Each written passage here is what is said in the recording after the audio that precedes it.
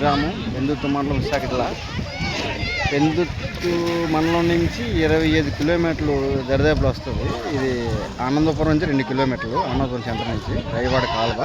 చూడండి ఎంత ఎంజాయ్ చేస్తున్నారు కుర్రలు. చాలా చక్కటి వాతావరణం కూడా మంచిది. తర్వాత వాటర్ కూడా చాలా ప్యూరిఫైర్ వాటర్ అన్నమాట. అంటే వచ్చిన వాటర్ వచ్చినట్టుగా పోతుంది కాలువ అంట.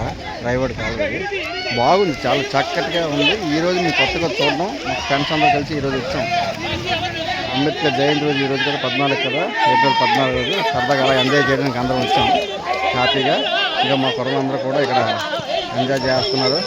ఇందులోనూ అలాగే మా కుర్రలు కూడా చాలా చక్కగా ఎంజాయ్ చేస్తున్నారు. చాలా చూడండి ఫోటోలు ఉంటూ చాలా చక్కగా వాతావరణం బాగుంది, హ్యాపీగా ఉంది. సూపర్.